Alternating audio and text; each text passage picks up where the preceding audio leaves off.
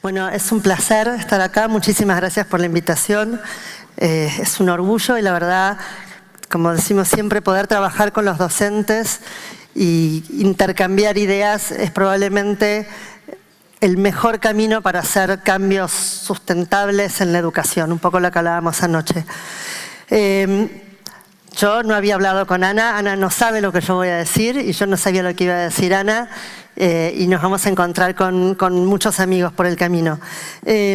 Una de las cosas que para mí es más importante es transmitir, que es lo que voy a tratar de transmitirles a lo largo de toda esta hora y media, de la cual una larga parte espero que sea conversada con ustedes, es la importancia del conocimiento para hacer cualquier cosa en el aula, pero sobre todo la importancia del conocimiento para entender la diversidad. Yo voy a volver sobre el concepto de diversidad para tratar de darles probablemente una idea distinta de diversidad, muy similar pero no exactamente la misma, pero sobre todo que entiendan o transmitirles la importancia de prestarle atención a algunas cosas que algunas veces pasan desapercibidas. Es un poco la historia de mi carrera. Yo vengo del lenguaje, terminé en dislexia y yo voy a hacer algo muy parecido.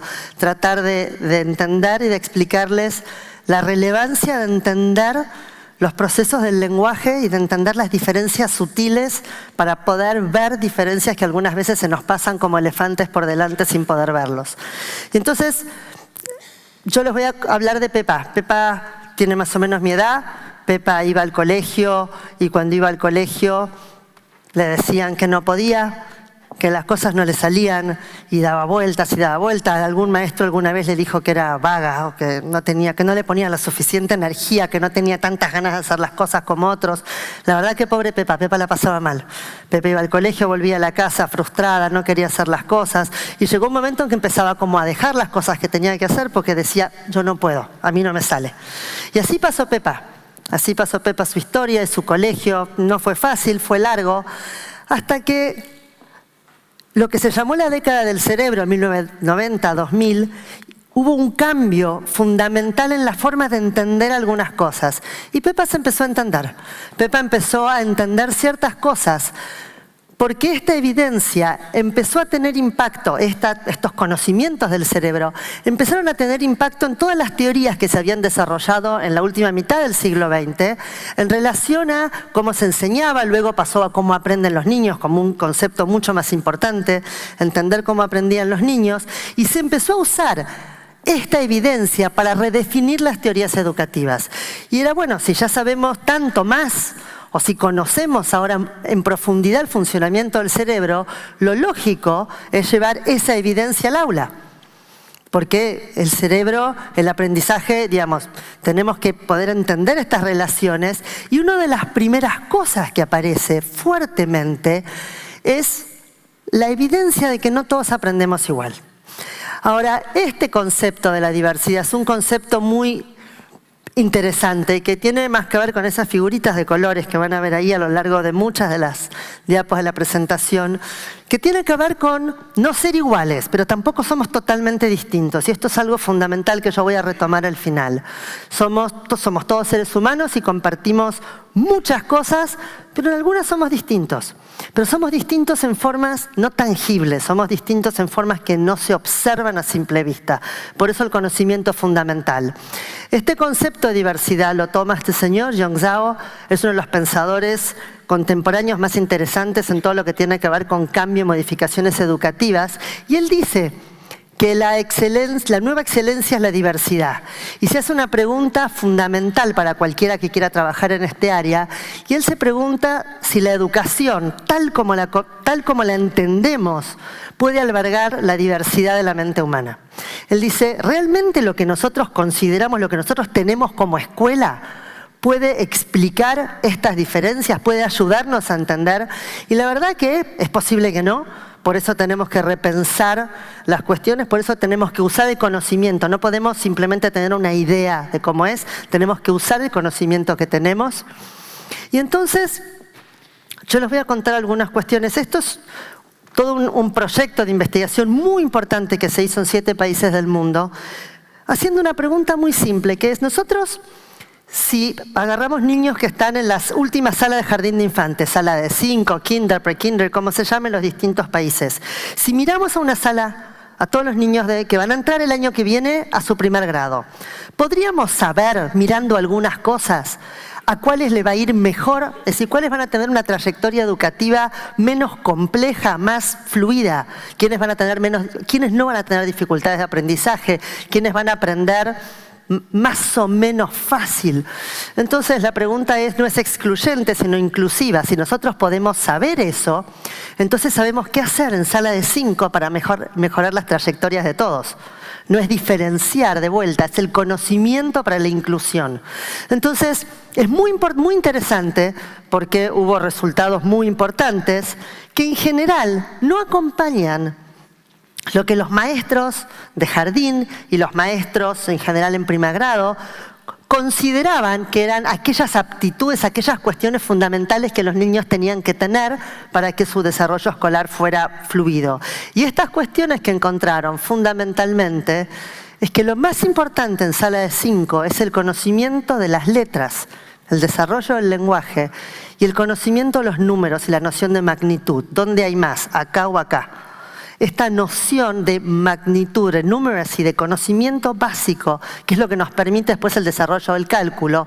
Y básicamente todo lo que tiene que ver con letras y números, pero sobre todo el desarrollo del lenguaje. Y entonces algo que durante mucho tiempo los que veníamos trabajando en lenguaje, decíamos el lenguaje es fundamental, tenemos que trabajar más en lenguaje con los docentes, hay que transmitir más del lenguaje, se empezó a organizar dentro del sistema educativo como un área a considerar. Y entonces volvamos a Pepa, hagamos un ejercicio que pasa todo el tiempo. Yo les voy a contar después una experiencia de un niño, pero supongamos que Pepa está en sala de 4, tiene 4 años, 4 o 5, podemos elegir, nos da más o menos igual, y los maestros estamos preocupados por Pepa, y entonces llamamos a los padres al colegio. Tenemos una entrevista con los padres y les decimos, mire, estamos un poco preocupados por Pepa. Nosotros la miramos en clase, la observamos y resulta que Pepa no sigue las consignas. Entonces se hace un silencio y los padres miran y dicen, bueno, es un niño, una niña, es pequeña, no es algo tan relevante. No, la realidad es que no es que estamos muy preocupados, no es muy grave, pero tampoco se integra Pepa. Entonces los padres se empiezan a incomodar y empieza esa sensación de ¿qué le pasa a mi hijo que yo no sé? Y entonces se empiezan a mirar entre ellos y seguimos los maestros diciendo, bueno, en realidad lo que pasa con Pepa es que Pepa no presta atención. Y entonces los padres dicen, mira, yo te digo que hay que decirle que preste atención, y empiezan toda una serie de discusiones hasta que finalmente cuando los maestros dicen, la verdad que Pepa no juega mucho, se arma un silencio sepulcral, la madre lo mira, el padre se miran y dicen, no será autista. Y entonces viene ese momento oscuro donde uno dice, me falta una información fundamental. ¿Cómo habla Pepa? ¿Cómo es el desarrollo del lenguaje de Pepa? ¿Qué pasaría si en una circunstancia como esta, donde estamos todos hablando, yo de golpe me pongo a hablar en ruso? ¿Quién seguiría mis consignas? Si yo paso al ruso, o cuando ustedes hablan catalán, yo no los puedo seguir. No podría seguir las consignas. La verdad que sería difícil que me integre y sería dificilísimo que ustedes se integren a la tarea si yo hablo en ruso, y por supuesto que no me prestarían atención y empezarían con el celular o a conversar con el vecino en un ratito, y no porque tengan un déficit de atención, sino porque francamente no me entienden, y si yo les pido que jueguen a la mamá y al papá o a las cartas, tampoco lo podrían hacer. Entonces, se nos pasa por delante una cuestión fundamental, que es que los trastornos del lenguaje impactan en todos los dominios observables y tendemos a mirar más la consecuencia de ellos que a ellos mismos. Entonces, por ahí nos juega porque la verdad que su desarrollo lingüístico no acompaña y entonces le cuesta entender qué es lo que tiene que hacer, o no entiende los chistes, o le falta vocabulario, un montón de cuestiones que hacen a la vida cotidiana, que hacen al desarrollo general de un niño. Porque además sabemos que cómo habla un niño a los 4 o a los 5, ahora lo vamos a ver, y cómo lee más tarde, está absoluta e indiscutiblemente relacionado. Pocas cosas están más unidas que el desarrollo lingüístico y el desarrollo y el aprendizaje de la lectura. Esto es la forma en que habitualmente nosotros lo graficamos. Hay una relación bidireccional entre el lenguaje y la lectura, que ahora lo vamos a ver. Pero sobre todo, en un trabajo muy importante de Snowling y Holm, ellos lo que dicen, básicamente, es que la alfabetización es un parásito del lenguaje. Y esto es lo que nos muestra, y ahora quedó reflejado en unos avances y de modificaciones que hubo el año pasado, que vamos a ver en todo lo que es trastornos del lenguaje, la relación indisoluble que hay entre lenguaje y dislexia. Porque si la lectura es un parásito del lenguaje, la dislexia tiene que tener también que ver con esto. Y entonces, en relación a esto, es que yo quiero que hablemos un poco del lenguaje y de cómo concebimos hoy por hoy, 2018, a raíz sobre todo de los cambios del año pasado, el desarrollo y los trastornos del lenguaje. Sabemos que todos los seres humanos hablamos. El desarrollo del lenguaje es instintivo, no hay ser humano que no hable. Algunos hablamos un idioma, otros con lenguaje de señas. Todos los seres humanos hablamos, forma parte de ser humanos. Más allá de esto, algunos, la mayoría, y ojalá todos dentro de poco tiempo, aprendemos a leer. La lectura es un aprendizaje, no es un desarrollo madurativo. A leer se aprende, y se aprende apoyándose en el lenguaje. Yo necesito esa estructura lingüística para poder aprender a leer. O como lo dice uno de los investigadores más importantes que hay en lectura, que es Stanislas Dehaene, y él tiene una frase muy interesante que dice: la adquisición de la lectura es una actividad artificial y difícil, mientras que el lenguaje hablado llega espontáneamente a los chicos. Y esto es una cuestión fundamental para entender. Aprender a leer es un proceso que requiere mucho del niño y que requiere ciertas habilidades que son madurativas, pero nosotros tenemos que trabajar en pos de esto. Y algunas veces esto no pasa, y la pregunta es ¿por qué esto no pasa? Entonces, hay una relación muy directa entre cómo lee un niño a los 4 y a los 6 y cómo lee a los 8. Y entre fines del 2016 y mediados del 2017 se hizo lo que se llamó el consenso lingüístico. El consenso fue un estudio entre los investigadores más importantes del mundo de habla inglesa en trastornos del lenguaje, que durante todo un año trabajaron online discutiendo cómo se deberían llamar, cómo se deberían clasificar y diagnosticar los trastornos del lenguaje. Y uno diría, bueno, estamos hablando de escolaridad y de lectura. Sí, pero los trastornos del lenguaje tuvieron un cambio fundamental que hace que nunca más los podamos dejar de lado en esto. En este consorcio, una de las cosas que está claro es que hubo que cambiarle el nombre a los trastornos del lenguaje. Se llamaban trastornos específicos del lenguaje. Y como la palabra específico traía algunos problemas de discusiones terminológicas, se cambió a trastorno del lenguaje, básicamente a trastorno del desarrollo del lenguaje. Y en este cambio aparecieron 3 cuestiones fundamentales que forman parte de la definición misma de tener un trastorno del lenguaje. Uno, que tienen problemas que perduran en la infancia y más allá. Y esto está relacionado con lo que hablaban hace un rato de los jóvenes que no pueden sacar el registro. Que los jóvenes que están presos por trastornos, entre otros, muchas cuestiones del lenguaje. 2, que tienen impacto directo en la vida social. Y 3, que es el que nos importa a nosotros, que tienen un impacto significativo en el progreso educativo. Desde el 2017, el trastorno del lenguaje implica esto. Esto ya no es más una consecuencia tal vez sí, tal vez no. Es casi seguro que sí. Entonces, cuando nosotros trabajamos con niños y cuando hablamos de todo lo que es detección temprana y trabajo escolar, tenemos muchísimo que podemos hacer cuando tenemos los niños en educación inicial. Sabemos el impacto que tiene. Sabemos que la prevalencia de los trastornos del lenguaje es de más o menos el 7%. Es altísimo, es mucho más alto que autismo, por ejemplo, pero hacemos mucho menos, hay menos recursos. Es cierto, es menos severo, pero el impacto es enorme. Y aunque sea menos severo, eso no quiere decir que debería haber menos recursos. Quiere decir que tenemos que investigar más. Entonces, en uno de los párrafos más importantes del Catalyst, del consenso, se dice que el foco en el consenso estaba puesto en el lenguaje oral, a pesar de que la lectura y la escritura están generalmente afectados. Y que el lenguaje y los trastornos del lenguaje son los predictores de esos trastornos. Que tenemos que mirar a un niño entendiendo que el niño que tiene un trastorno del lenguaje a los 3, 4, 5 años es un niño en riesgo de un trastorno de aprendizaje. Entonces, hay distintos indicadores, pero sabemos que sobre todo a los 5 años, los niños que tienen dificultades del lenguaje y que ingresan a primer año con dificultades del lenguaje, ahora les voy a mostrar las estadísticas y unos estudios, son lo que llamamos ahora altísima población de riesgo. Desde el punto de vista clínico, esto quiere decir que si yo tengo un niño en un tratamiento por un trastorno del lenguaje a los 5 años, salvo que yo esté enormemente segura, cosa que es muy difícil, de que no va a tener ninguna dificultad de aprendizaje, lo acompañaríamos hasta su primer grado en tratamiento, acompañar el proceso de alfabetización y ver que esté lo menos en riesgo posible.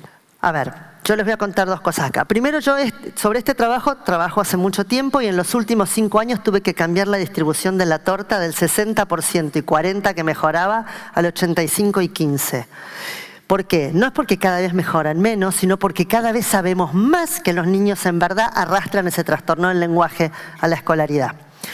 Y el otro punto es, edad 5 años y medio es porque es la edad promedio de ingreso a primer grado. Entonces sabemos que solo el 15% mejora e ingresa a primer grado con un nivel lingüístico esperable para la edad. Y entre paréntesis, cuando hablamos del nivel lingüístico, no es cómo pronuncia, no es cómo articula su lenguaje, es la cantidad de vocabulario, la estructura del lenguaje, si maneja las estructuras lingüísticas, cómo arma sus frases, si los verbos están organizados, es decir, estructura lingüística profunda. De ese 85% que no mejoró para los 5 años y medio, todos tenían niveles lectores bajos a los 8 años y medio. De vuelta, el dato más importante de ingreso a primer grado es cómo habla un niño, porque cómo habla un niño en su primer grado, no cómo lo escucho hablar, sino la estructura del lenguaje, me está indicando cuán fluido o complejo va a ser su proceso de alfabetización. Esta es la línea recta, la línea continua que está arriba, es el desarrollo de un niño estándar, normatípico, en su desarrollo del lenguaje a nivel de vocabulario. Ustedes ven, abajo es la edad, a ver si funciona, no, a los 2 años tiene 10 palabras y más o menos para los 6 años tiene unas 90 palabras ahí. Pero el niño que tiene trastorno del lenguaje, que es la línea punteada, empieza después y mantiene la diferencia. Lo que nosotros sabemos es que los niños que tienen trastornos del lenguaje mantienen la brecha en general. No es que hacen, como dicen los padres, bueno, y en algún momento va a ser el catch-up y se va a enganchar y va a estar la misma estructura lingüística que sus pares. Más o menos. No tenemos la bola de cristal, pero tenemos la ciencia atrás que nos permite entender que esta brecha se mantiene. Que la brecha, sobre todo a nivel de vocabulario, y vamos a ver que el vocabulario tiene un impacto directo ¿en qué? En la comprensión lectora. Pero además en el proceso lector en sí mismo.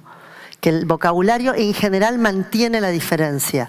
Y entonces sabemos que la detección temprana es posible para los trastornos de aprendizaje, porque si bien la dislexia es un trastorno que lo vemos en la escolaridad primaria, cuando el niño ya empezó su proceso de alfabetización, los antecedentes, los predictores son observables. Yo no puedo diagnosticar dislexia, porque no es lo que corresponde, la dislexia es post-proceso de alfabetización formal. Pero yo sí puedo saber, este niño está en riesgo y puedo hacer un montón de cosas. Porque cuando uno le pregunta, por ejemplo, a los finlandeses, cómo es sus estadísticas de dislexia de niños que no leen al finalizar primer grado. Ellos contestan, cuando termina primer grado, el 90% de los niños lee, el 95% de los niños lee. Y uno dice, bueno, pero se me cae la estadística de la dislexia. Lo que pasa es que ellos los acompañan desde el comienzo, van detectando las pequeñas dificultades y van trabajando dentro del sistema escolar, como lo vamos a ver. Pero es esto, yo puedo ir percibiendo pequeñas cosas que me permiten hacer grandes cambios. Porque sabemos que los chicos con trastorno del desarrollo del lenguaje son población de riesgo, lo puedo ver a los 3, a los 4, pero sobre todo a los 5. Y el riesgo es la dislexia. El gran riesgo, la relación 1 a 1 es entre el desarrollo del lenguaje y la dislexia. Sabemos que hay una relación interesante entre dislexia y discalculia por la noción de numeracy, de esta noción de número, de cantidad, la relación que tiene con lo que es la conciencia fonológica para el lenguaje. Pero estos son estudios que están en proceso. Estas son las cifras más o menos estadísticas de dislexia para la lengua española. La lengua española es básicamente transparente con algunas opacidades, pero hay lenguas, el inglés por ejemplo es mucho más complejo, la estadística es un poco más alta porque es más difícil, pero esta es el 10% donde está Pepa. Esta Pepa que les decían que era vaga, que no podía, que no estudiaba, que no le interesaba. Y sabemos, y tenemos que mantener siempre en mente que al leer se aprende. No madura, no cae la manzana del árbol y un día el niño lee. El niño lee después de un proceso de aprendizaje y de enseñanza. El niño lee después de que pasaron ciertas cosas y de, como vamos a ver, de que convertimos al cerebro lingüístico en un cerebro lector. Entonces, para entender la dislexia es importante entender que hay algunas ideas que pululan por todos lados que no son exactamente ciertas. Y el problema de tener una idea que no sea cierta es que algunas veces me inhibe de ver las cosas como son. Entonces vamos a ver alguna de estas. Una, que los disléxicos son más inteligentes o muy inteligentes. Entonces, la realidad es que los disléxicos se ubican en todo el espectro. Hay algunos más inteligentes, otros menos. A ver, la diferencia no está ahí. Porque si no uno dice, no, bueno, no puede ser disléxico porque es muy o porque es poco. No, no. Ser disléxico no implica ninguna cuestión del desarrollo cognitivo. Simplemente significa ser disléxico. Que los disléxicos ven, que invierten las letras, que escriben en espejo. Y entonces vamos a hacer un pequeño ejercicio. ¿Qué es eso? Una silla. ¿Qué es eso? ¿Y eso? Bien, ¿qué es eso? ¿Qué es eso? ¿Qué es eso? Esa es la respuesta. Las letras y los números son los únicos objetos del universo que pierden su cualidad cuando los roto en el espacio. Si yo me muevo, no haría la vertical, pero cualquier cosa que haga yo sigo siendo yo. En cualquier posición que yo ponga esto sigue siendo el remoto de la computadora. Las letras y los números, cuando dejan de estar en la posición que tienen que estar, dejan de ser lo que son. Y esto es muy peculiar, no hay ninguna otra cosa en el mundo. Esto forma parte de algo que hay que enseñar de modo explícito. La enseñanza explícita para algunas cosas es fundamental y esta es una. La E es para el otro lado.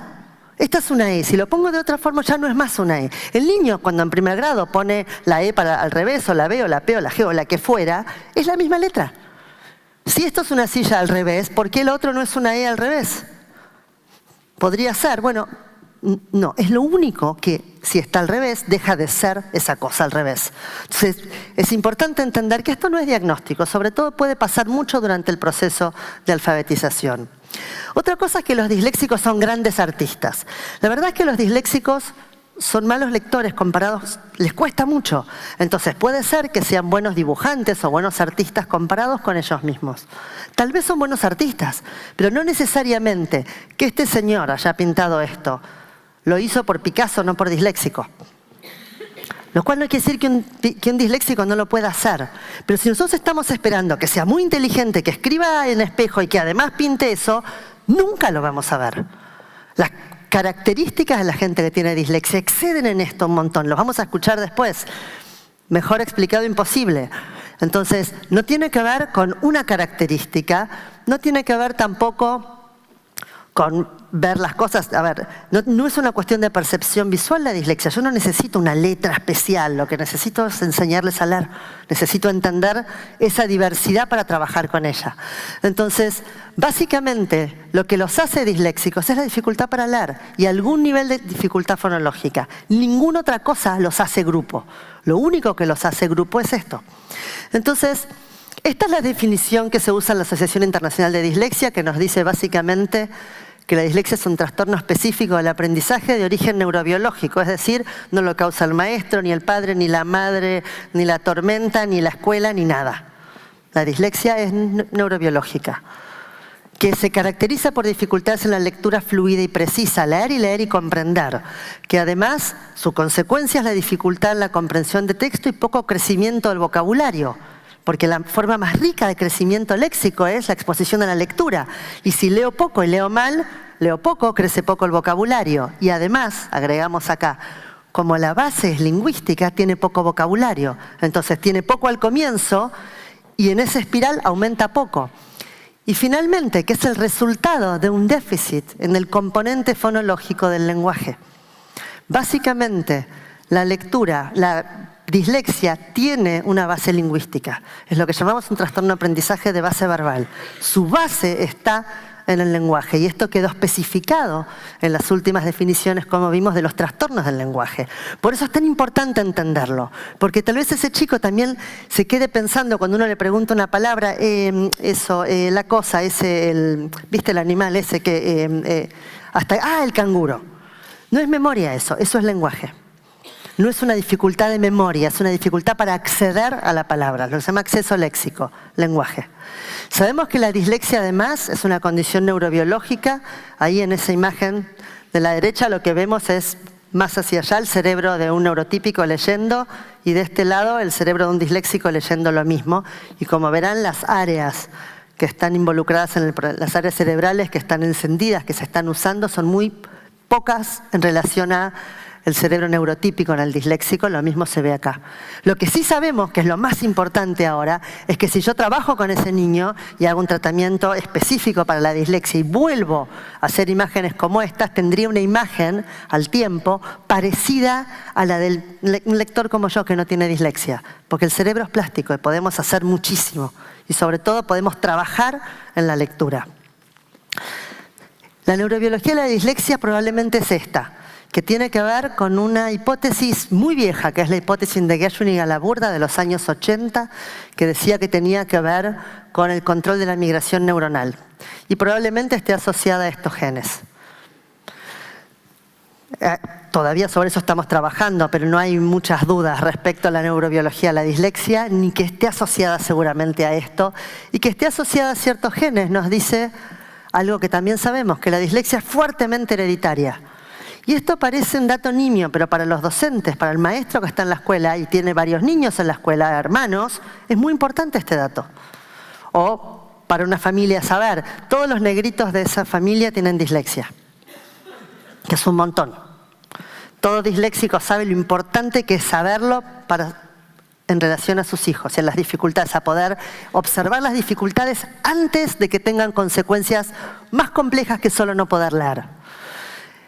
Sabemos que la dislexia no tiene nada que ver, como dije yo antes, con el desarrollo cognitivo o la inteligencia. Del lado verde es la línea de arriba, la línea continua, es el desarrollo cognitivo de una persona normotípica que lee sin dificultades y abajo, la línea puntuada, el desarrollo lector de esa misma persona. Como vemos, va acompañando. Del lado rojo, es un disléxico, la línea de arriba es el desarrollo cognitivo y la línea de abajo es el desarrollo lector. Como verán, no acompaña. Y es ahí, en los 8 años más o menos, donde el niño dice, yo no puedo, yo soy tonto. Y es horrible, a nadie le gusta, hay gente que dice, no lo podemos decir. Por eso es lo que los niños sienten. Si nosotros no nos ponemos en los zapatos de los chicos para entender lo que sienten, cuando todos los demás aprendieron, y ellos creen que es natural, que todo el mundo puede. No es natural, es un proceso de aprendizaje, hay que hacerlo y es un esfuerzo. Pero para algunos el esfuerzo es 10 veces mayor, 5 veces mayor, 20 veces mayor. Y no lo han logrado en el tiempo y forma esperado por el sistema escolar y con la forma esa. Entonces, para ese chico es yo no puedo. Y ahí empieza a tirar la toalla, como Pepa. Y ya llega un momento que dice yo ni pruebo, porque igual me va a ir mal. Entonces tenemos que tener en cuenta esto y es lo primero que debemos decirle a un niño cuando hacemos el diagnóstico, que no tiene nada que ver con lo que puede hacer en la vida, que solo tiene que ver con la dificultad para leer y ninguna otra cosa. Eso tiene que quedar claro, pero tiene que quedar claro sobre todo para el docente, porque todos los chicos pueden aprender y todos los chicos pueden aprender todo. A algunos nos sale más fácil una cosa, a otros nos sale más fácil otra y esa es la diversidad. Pero todos, aún ese 5% del que hablaba Ana, pueden aprender. Entonces, si yo tomo estos datos, yo podría tener como una escalera de riesgo de dislexia, que de vuelta es interesante para un colegio. Para un chico que hace un desarrollo normal del lenguaje, que al año habla con palabras sueltas y a los 2 años con oraciones cortas, el riesgo es bajo e incalculable. Si ese niño empezó a hablar tarde, después de los 3 y recién a los 4 tiene una estructura más o menos con oraciones, el riesgo sube bastante. Si además ese niño recibió un diagnóstico de trastorno del lenguaje y sobre todo tiene dificultades para distinguir sonidos, no para producirlos, para distinguirlos, el riesgo sube enormemente. Y si además hay antecedentes familiares, el riesgo sube muchísimo más. Ahora, presten atención porque los primeros 3 son lenguaje. Solo el único dato predictivo que no es lenguaje son los antecedentes familiares. Todos los demás son lenguaje. Por eso, señores, nada más importante para los maestros que entender y conocer esto. Poder detectar esas pequeñas cosas, porque le cambian la vida a un niño. La dislexia es un espectro, y ahí hay discusiones interesantísimas, que es dónde cortamos, dónde viene el sí y el no. Sabemos que solo el 10% es muy severo, el 10% de los disléxicos, no de toda la población. Solo el 10% de los disléxicos es muy severo. Eso quiere decir solo el 10% tal vez no se alfabetice. Tal vez. No es que no se va a poder, pero es mucho más complejo. Esto trae muchísimas dificultades. Trae problemas diagnósticos. ¿Por qué? Y porque como sabe leer, entonces no tiene dislexia. O como todavía no lee, no se puede hacer el diagnóstico. Son cuestiones que uno escucha. Entonces hay que entender que no es saber leer, es leer, fluido, comprender, a nivel escolar, con una velocidad aceptable, etcétera, etcétera. Además, tengo problemas de falta de derivación escolar, básicamente por las mismas cosas. Porque podemos esperar un poco más, porque en realidad todavía lee un poco. Y porque la famosa frase de cada niño tiene sus tiempos. Y acá hay que tomar un ejemplo de la maduración humana. Los niños caminan más o menos entre el mes 10, 11 y el mes 14, 15. A los 18 es como lo más tarde, 1 año y medio. Cuando un niño no camina en ese momento, hacemos una consulta médica, porque está fuera de esos márgenes, lo cual no quiere decir nada per se, quiere decir que hay que prestar atención. Acá es lo mismo. Los niños leen más o menos en tal momento del primer grado. Cuando no, es importante entender que no está dentro de lo esperable, porque si no el concepto de diversidad es tan amplio que no nos permite entender las regularidades. Y finalmente, las discusiones teóricas. Uno es, ¿a dónde cortamos el espectro? ¿Cuándo se hace el diagnóstico? ¿Solo por velocidad? Tendríamos que ver. Y el otro punto fundamental es, ¿dónde cortamos el diagnóstico y si es solamente con respuesta a la intervención o no? Pero esas son cuestiones para congresos de científicos más que los docentes. Las primeras cosas me parece que es fundamental para entender. Y el espectro de severidad variada es esto. Todos pueden leer eso. Si alguien no puede, después charlamos. Bien, ya que leyeron eso, todos podrían leer esto. Bien, esa es la vida del disléxico. Como me dijo el padre de un paciente un día, mi hijo va al colegio en chino. Ahora me doy cuenta, mi hijo va al colegio en chino y él es un comerciante y él trabaja y va y viene de China trabajando. Y él dice, mi hijo cuando está en el colegio es como cuando yo estoy sentado en China en una reunión con los chinos y no entiendo nada. Y no sé qué están diciendo. Esa es la vida de un disléxico. De vuelta, hay que ponernos en los zapatos de los chicos, hay que ponernos en los zapatos del otro para entender lo que significa estar todo el día expuesto a algo que no me dice nada. Y que para todo el resto del mundo es moneda corriente. Y que fluye para todos menos para mí. La frustración que esto provoca es enorme, por eso cuanto antes trabajemos, más evitamos esto. Y entonces, yo hablé de conciencia fonológica hace un rato. Y es muy importante entender la relación entre el desarrollo fonológico y el aprendizaje de la lectura. El sistema fonológico forma parte del sistema lingüístico. Todos los seres humanos tenemos desarrollo fonológico. De hecho, todos los seres humanos, todos, hasta los 8 meses de edad, reconocemos todos los sonidos de todas las lenguas que existen. Lo podemos saber por conexiones, digamos, podemos ver el cerebro notando diferencias entre sonidos que después a lo largo de nuestra vida van a ser ruidos, como distinguir de hola. Pero cuando éramos niños podíamos distinguir como un sonido de una lengua. Ahora es un ruido difícil de hacer, suena medio raro, pero los distinguíamos. Cuando tenemos 8 meses, perdemos la capacidad para diferenciar todos los sonidos que no son de nuestra lengua natal o de las lenguas natales que tengamos. Y organizamos un sistema de sonidos, como un mapa de los sonidos en la mente, que es el comienzo de la conciencia fonológica. Entonces, ¿cuál es la relación entre conciencia fonológica, los déficits fonológicos de la dislexia, si es un sistema lingüístico? ¿Cuál es la relación de en el proceso, porque sabemos, una de las cosas más interesantes que sabemos es que un adulto analfabeto, es decir, que nunca estuvo expuesto a la alfabetización, no tiene conciencia fonológica. Si yo le pido que segmente una palabra o que me diga con qué empiece, con qué termine, o que le saque un sonido, no puede. Ahora, no tiene dislexia, simplemente nunca fue alfabetizado.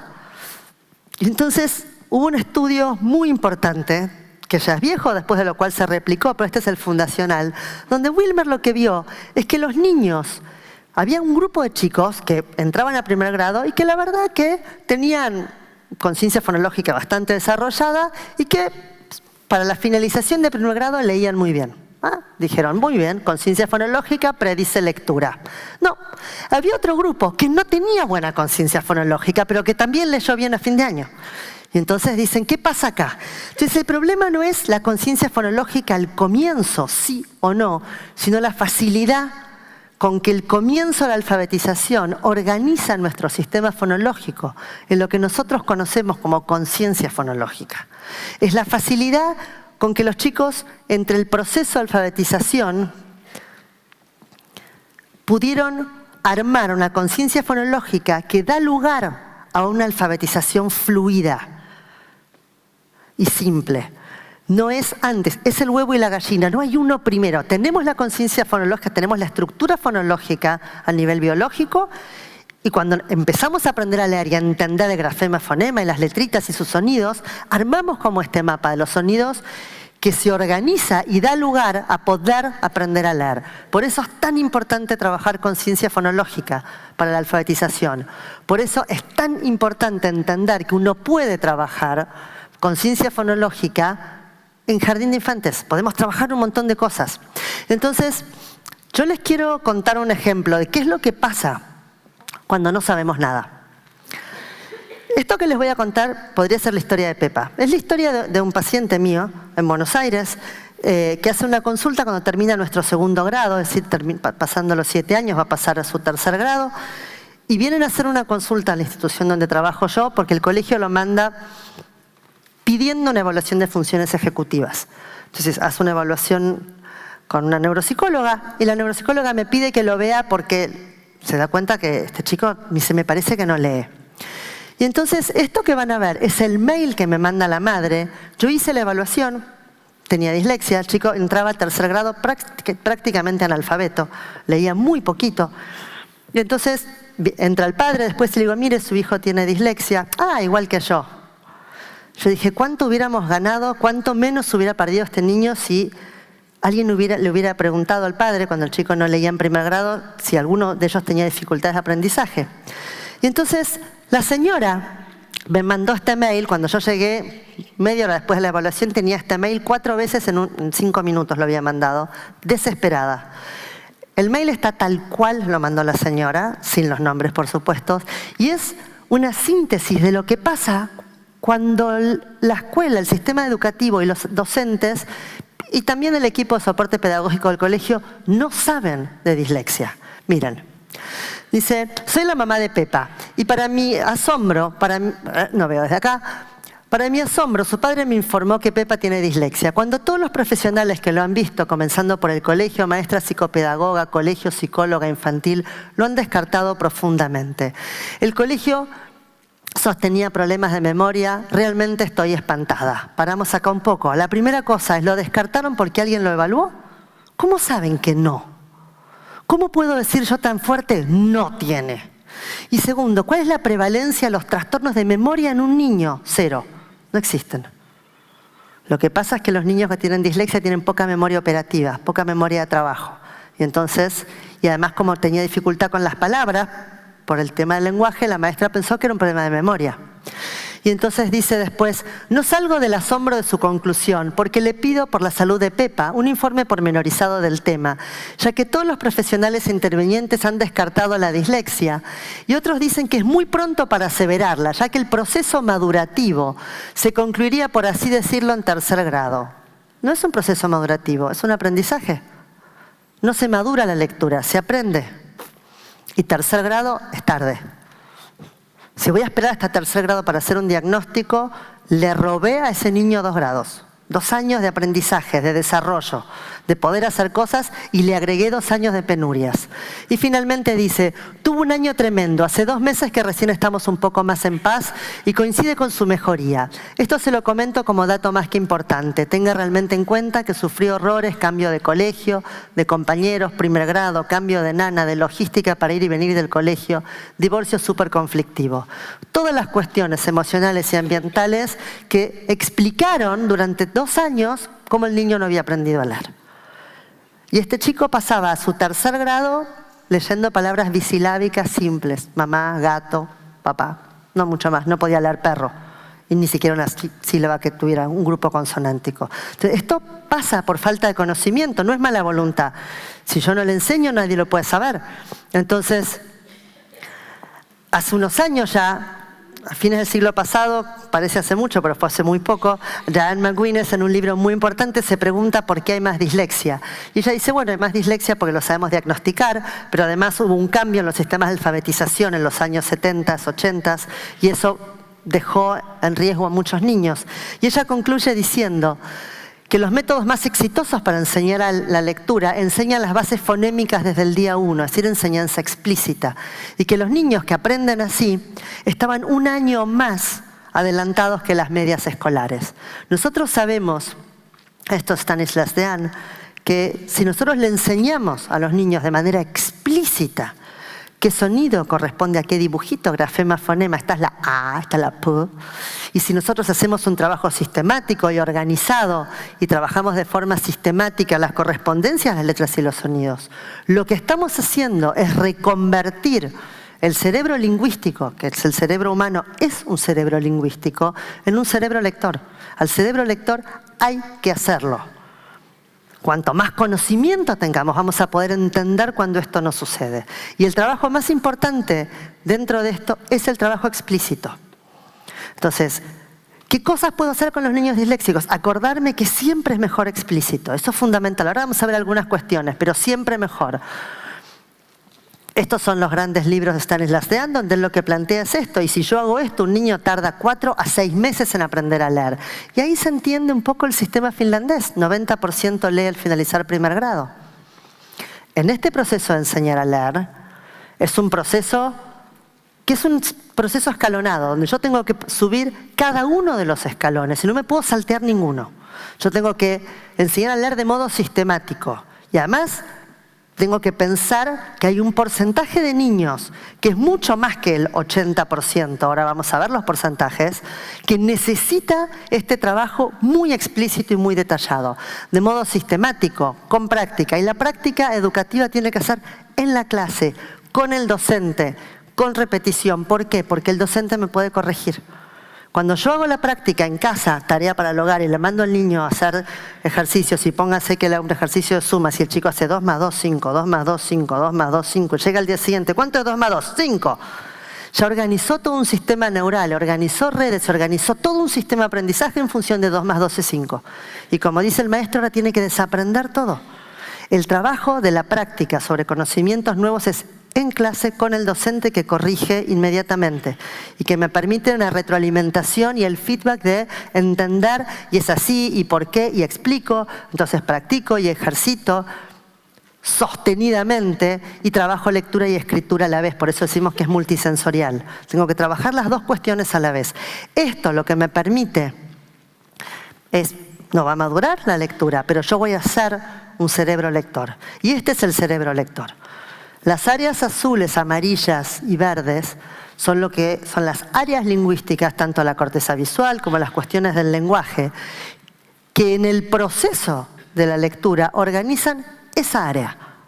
Esa área es lo que llamamos la caja el buzón de las letras, el letterbox, que es el área, ese es el cerebro lingüístico, ese es el área que se crea, entre comillas, las redes que se arman en el proceso de alfabetización y las que le cuesta a aquellos que les cuesta el proceso de alfabetización.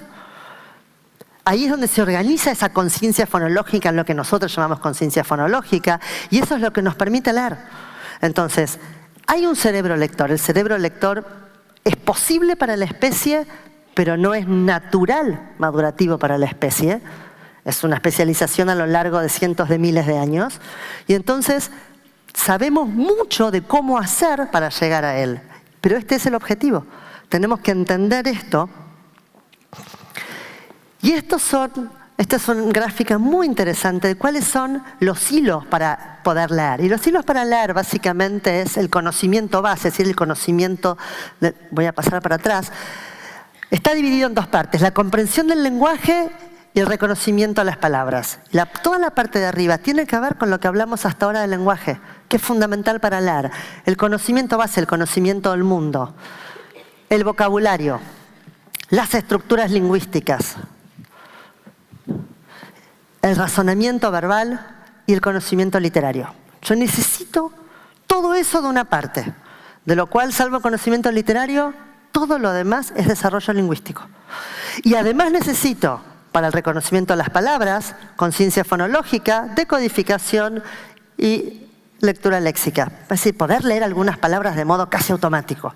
Igual sobre la parte léxica hay unas discusiones muy interesantes en este momento que tienen que ver si uno puede separar lectura léxica de no léxica o si es simplemente una cuestión de tiempos. Pero yo necesito todo esto para una lectura fluida y comprensiva. Entonces, tengo que entender, porque todo esto lo puedo trabajar en clase, absolutamente todo es trabajable como habilidades. Y esto es lo que llamamos la escalera de la lectura, que es muy interesante porque es un poco el cono que mostró Ana al comienzo. Y lo que me dice es que solo un 5% leería más o menos solo. Es al revés del cono de Ana. Lo estamos invirtiendo. Solo el 5% de los niños aprende a leer casi solo. Después tengo un 35% que aprende a leer bastante fácil. No importa mucho cómo sea la instrucción en la lectura. Ahora, después entro en el mundo que se empieza a poner más rojo. Dice que entre el 40 y el 50% de los niños necesita instrucción explícita, sistemática y secuencial. Y después tengo otro porcentaje que es entre el 10 y el 15%, que es el 15% de Ana, que tiene dislexia y que necesita todo lo mismo, explícito, sistemática, secuencial, con muchas más repeticiones. Necesita trabajar mucho más el proceso. Entonces, tenemos de un lado 40% que va más o menos solo, contra un 60% que necesita mucho más trabajo dirigido. Entonces, es fundamental entender esto. ¿Yo le quiero enseñar a algunos o le voy a enseñar a todos? ¿Ya, Pepa? ¿Voy a trabajar con un 40% o voy a trabajar con todos? Esto es diseño universal de la educación. Si yo hago un edificio y pongo escaleras, además voy a tener que poner rampas. Ahí no sube nadie que esté con silla de ruedas o con muletas. Si yo pongo rampas directamente, suben todos. Es una forma distinta de pensar, de empezar a pensar la cosa. No remediar después, empezar desde cero. Hay formas de trabajar con todos y hay formas de trabajar con algunos y después tengo que ver qué hago con los otros. Entonces, sabemos que el perfil de un niño, todo eso que ven ahí tiene que ver con la comprensión lectora. Yo necesito todo eso, puro lenguaje. Ups, ahí está. Pero además, yo para la lectura necesito el léxico y la fonología. Necesito vocabulario también. El vocabulario es fundamental para todo. Cuando tengo un trastorno del lenguaje, tengo poco vocabulario. Entonces, en este proceso, sabemos, después del consenso del lenguaje, que todas estas cuestiones pueden estar afectadas en un trastorno del lenguaje. Ahí está. Todo esto son las áreas, ahora no decimos más comprensivo o expresivo, decimos tenemos que describir las áreas involucradas. Todo esto influye en el aprendizaje, todo influye en la comprensión lectora. Entonces, la fonología es un componente del lenguaje. Yo necesito todo esto, trabajar con ciencia fonológica, conocimiento de letras, rimas, operaciones, canciones. Trabajar con canciones iniciales es la forma más fácil de trabajar con ciencia fonológica, por las rimas. Las rimas es la musicalidad de la lengua. El otro día yo le preguntaba a una niñita que vino en evaluación del lenguaje, 5 años, porque el colegio la manda porque la ven que le cuesta mucho la prealfabetización. Y entonces le pido que me diga con qué rimaban unas palabras. Y entonces era genial, porque yo le digo, ¿con qué rima canción? Y ella no sabe, pero sabe que tiene que hacer música. La canción con la canción, lo que era la canción. Y para cada palabra me cantaba algo con esa palabra. Es decir, tenía la idea de que la música estaba involucrada en la rima, pero no podía rimar. Pero una idea tenía. Entonces, todo esto se puede trabajar, sobre todo trabajar en inicial. Tengo que trabajar con ciencia fonológica. Tengo que trabajar desde chiquitos esto. Tomar conciencia de que hay sonidos, que los sonidos se pueden manipular, que yo puedo hacer cosas. Entender que pala rima, empieza igual que piña, pero no rima, pero que empieza pala, pila, piña, empiezan igual. Que si yo les saco la puf, queda ila, y si les saco la puf, queda iña, y etcétera, etcétera. Trabajar conciencia fonológica. Yo sé que un chico a los 3 años puede tener noción de rima y puede aplaudir por rimas. Así que puedo trabajarlo. Puedo trabajarlo y puedo estimular esto. Puedo trabajar a los 4 años sonido inicial vocálico y a los 5 consonántico. Y que deletreen hasta 3 letras. Sabemos por pruebas empíricas que si yo trabajo en inicial, conciencia fonológica, de modo súper explícito y profundo, dejo a los niños como grupo estadísticamente mucho más preparados para la alfabetización en 3er grado, con niveles lectores, todo el grupo mucho más parejo. Quiere decir que el grupo que biológicamente tiene dislexia y que la va a tener, no se me cae del sistema, queda dentro de los márgenes de lo esperado para el nivel escolar.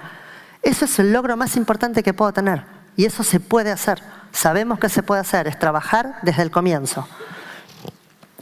Entonces, después tenemos 2 áreas del lenguaje. Acceso léxico, que es como si puedo encontrar las palabras, y semántica, que es el significado, que es mucho más raro que esté comprometido.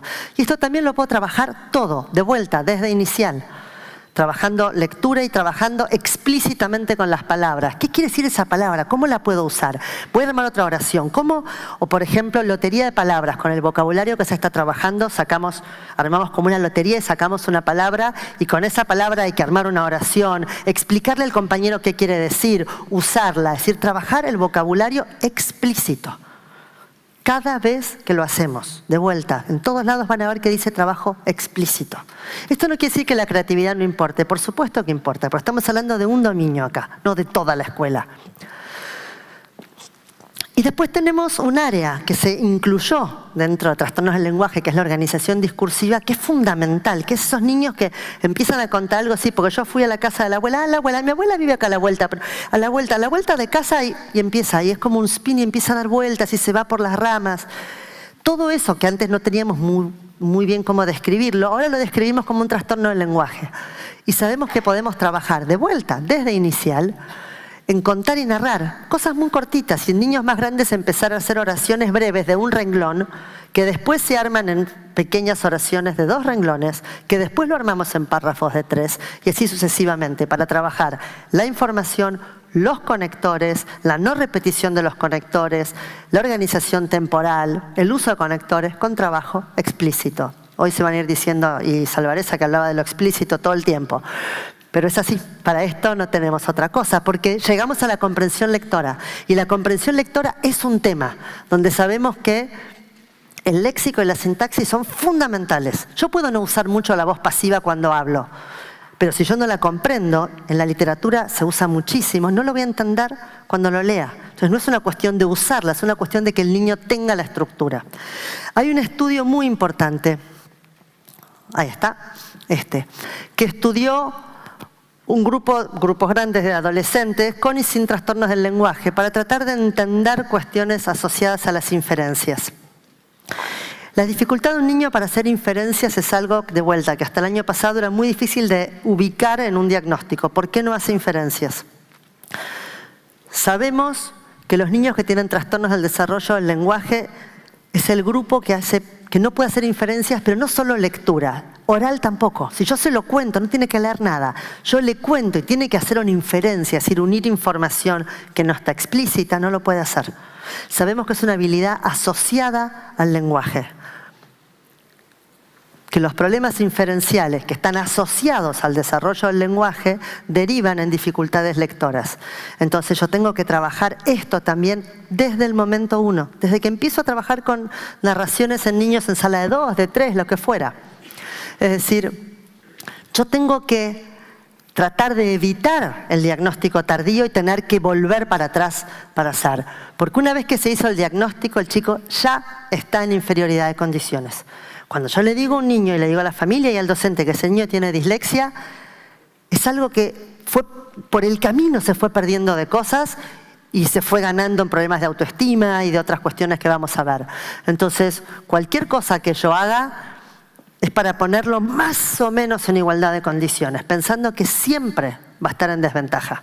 Porque todo en la escuela se lee y se escribe. Todo. Absolutamente todo. Entonces, tenemos que buscar formas que ese niño se destaque, porque todos los chicos hacen cosas, todos los chicos pueden hacer cosas. Entonces, lo primero que tengo que tener en cuenta es que la dislexia no tiene nada que ver con los contenidos. El niño disléxico puede aprender todo. Absolutamente todo. El tema es cómo lo enseño. Si yo les hago copiar el pizarrón, el descubrimiento de América y Colón y todo, y después le digo, escribo una oración sobre eso, se va a sacar 0. Ahora, si yo se lo cuento, después le digo que me lo cuente, se puede sacar un 10, un 4, no importa, depende de lo que haya estudiado, de lo que le interese. Pero le estoy dando una igualdad de oportunidades. Entonces, lo primero que tengo que tener en cuenta es cómo presento la información. Si yo presento la información escrita para leer, para copiar, me estoy dejando un grupo por lo menos al 10% fuera de la clase. Me olvidé de Pepa y sus compañeros. Segundo, tengo que tener en cuenta cómo el chico practica, porque si la práctica que le mando es copie 10 veces, haga 4 oraciones y lea este párrafo de vuelta, Pepa y su cohorte se quedaron por fuera.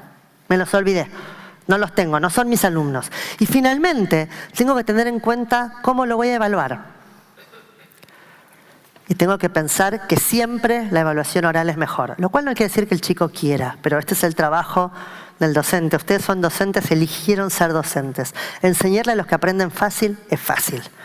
El desafío es enseñarle a todos por igual. Y el desafío es buscar esos momentos, con algunos niños que son increíbles y hay que probar. Algunas veces el chico no quiere un examen oral porque le da no sé qué, no va a poder. Decirle, bueno, hagamos una cosa, yo te tomo escrito como a todos. Y después mañana, o después de un ratito salimos y yo te tomo oral y vemos en cuál te fue mejor. Y usamos esa nota. Y después para la vez que viene decidimos. Creatividad, pensamiento paralelo. Le va a ir mejor en el oral y después la próxima vez, ¿qué querés? Oral. Le permite mostrarse, le permite mostrar. Nada hay mejor para los chicos que mostrar sus logros. Mirá lo que puedo, mirá lo que aprendí, mirá lo que hice. Ese es el momento, la felicidad de poder. Los logros son importantes y para estos chicos los logros están por ahí abajo.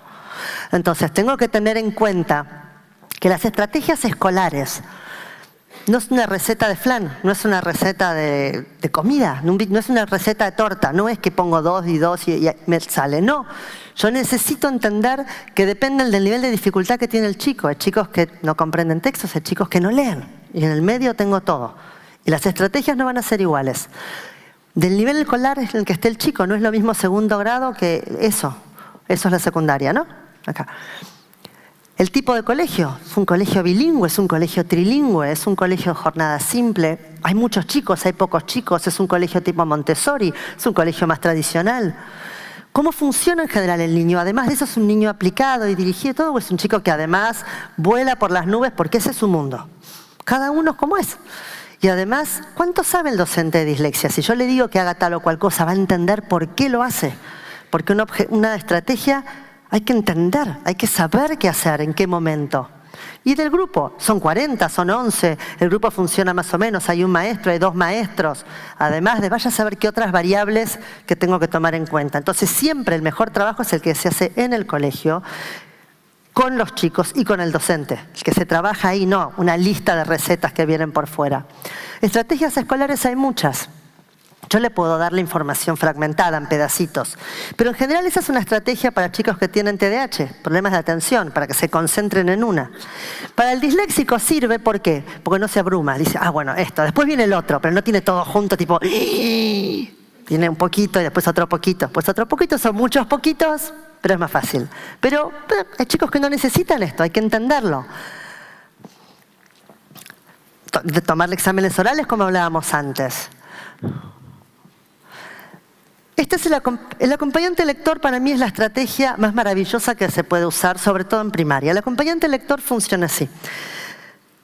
Y esto tiene su origen cuando yo estaba en MIT, un día entré a la biblioteca, era años 90, y había 2 personas hablando en la biblioteca. En una biblioteca en una universidad de Estados Unidos que alguien hable es absolutamente prohibido. Y entonces mi compañero me dijo que era un disléxico y su acompañante que le ponía a la universidad. Le ponía un acompañante para que le leyera los libros durante toda la carrera. Y así becaban al otro, al el que leía estaba becado por ser el lector. Entonces, muchos años después, trabajando con escuelas, implementamos esto, que es así. Supónganse que estamos en un segundo grado y ella es disléxica. Entonces, esta semana te toca a vos y la segunda a vos y a vos. Y así el maestro hace una lista. Y esta semana ella se sienta con él y cada vez que hay un texto para leer para algo, él le lee. Es su trabajo, es el trabajo de esa semana de él, es ser el lector de Pepa. A la semana siguiente es otra compañera y así se rotan todos los compañeros. No es por elección, no puedo ser yo 2 veces, no puedo ser yo nunca. Es un trabajo de solidaridad grupal, de acompañamiento empático. Es el mejor trabajo para trabajar dinámica grupal sin estar trabajando dinámica grupal.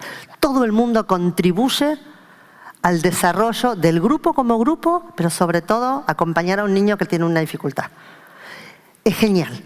Es increíble verlo funcionar porque además en general a los chicos les encanta. A algunos les gusta de entrada, a otros no les gusta de entrada, pero después todo el mundo lo hace y eso forma parte de la nota o el apreciamiento que se hace del trabajo del lector también durante el grupo y le permite a Pepa poder seguir la clase sin que el maestro tenga cada vez que acercarse a leer. La dinámica de grupo que se logra es totalmente distinta. Más allá, cuando los niños ya están en secundaria, en general lo que hacemos es permitirles que elijan quiénes van a ser sus lectores, porque muchas veces leen fuera del colegio, después, entonces hay otras dinámicas. Pero es una de las estrategias de clase más interesantes que podemos tener. Controlar la comprensión cuando le damos un problema de matemáticas, entender, ir y leerle el problema. ¿Lo entendiste? Sí, a ver, contámelo. Y si el chico lo cuenta repitiendo exactamente lo que leyó, no lo entendió. Hizo copy-paste. Y me está repitiendo como un loro. Me lo tiene que explicar con sus palabras, traducir, cambiar el vocabulario al de él, para yo poder entender que realmente sabe lo que le estamos pidiendo. Le puedo dar exámenes multiple choice en vez de que tengan que escribir un choclo. Tiene que leer la consigna, pero si no se la puedo leer yo o su acompañante lector. Permitirle el uso de tablas pitagóricas a la vista, porque esto tiene que ver con la memoria operativa. La memoria de trabajo, los niños con dislexia está muy comprometida, por eso no pueden aprender las tablas. Uno de los problemas de los niños que tienen dislexia es que en general le queda la mitad de las cosas del día sin hacer, porque no llegó. Y porque además, como sabe que no llega, al final tira la toalla y dice, igual no voy a poder. Y como la maestra sabe que no va a poder, dice, igual no va a poder. Entonces el chico llega a la casa y la mamá o una maestra o el hermano algo y le hace. Y al día siguiente viene y la maestra dice, ¿quién se lo habrá hecho? Y se da un círculo vicioso donde la maestra pierde el proceso de enseñanza y aprendizaje con ese niño. Porque el chico tira un poco la toalla y porque la maestra está lejos. Entonces lo que hay que tratar es que la tarea del colegio se termine dentro del ámbito escolar. En un ratito después, en un ratito antes. No es una penitencia, no se queda fuera de hora el niño, siempre dentro de la escuela, pero con alguien de la escuela. Con lo cual hay una noción, tanto para la escuela como para el niño, que el trabajo de la escuela es en la escuela. La experiencia dice que si implementamos esto bien, al cabo de unos 4 meses aproximadamente, los chicos en general no tienen tarea sin terminar después de la hora de clase, porque le rinde ese tiempo. Entender que necesitan más tiempo y que no depende de la voluntad, que parece perogrullo, pero no depende de la voluntad. No es que si todos esperamos, vos vas a poder. No puede, le cuesta más. No es una cuestión de ponerse las pilas. Hay que entenderlo de verdad, de vuelta a ponerse en los zapatos. Todos los chicos se pueden destacar en algo. Hay que encontrarles algo. Hay que buscar llegar a esa parte de cada uno de sus alumnos, no solo de los disléxicos, de todos. Pero, por ejemplo, si van a hacer una presentación de grupo, tienen que armar un trabajo práctico, organizar ustedes, docentes, que sea Pepa la que va a presentar en voz alta, o la que sea Pepa la que arme todas las gráficas con las láminas y todo. Porque en general estos chicos van quedando como, se van metiendo abajo de la mesa cada vez un poquito más, porque no pueden, no les sale. Entonces buscar ese momento donde el chico dice, mamá, no sabes qué bueno lo que hice hoy. Porque, ¿por qué no? Es absolutamente posible. Tratar de que no tengan que copiar muchas cosas, pues no tiene mucho sentido. Y si quieren que haga un ejercicio de copiado, mándenselo a la casa para el fin de semana u otro momento. En la clase es algo que no va a terminar. Y permitirle usar computadoras, sobre todo niños más grandes. Permitirle trabajar con la computadora en la clase. Es muy importante entender esto que está acá, por eso lo pongo siempre más allá de que uno lo diga, que las estrategias hay que evaluarlas porque están en relación a algo. Una estrategia es para un objetivo, pero que tener dislexia requiere mucho más esfuerzo del docente y del colegio, pero sobre todo del niño. El que hace más esfuerzo es el niño. Los docentes hacen más trabajo, es cierto, pero de vuelta, ustedes decidieron ser docentes, el niño no decidió ser disléxico. Y no lo puede cambiar, hay que acompañarlo de la mejor forma posible. Entonces, las mejores estrategias, por más que parezca contradictorio, son las que perduran en el tiempo, porque fueron pensadas y sirven, pero por otro lado, son las que se revisan periódicamente, porque el niño cambia y los contenidos escolares cambian y los niveles escolares cambian.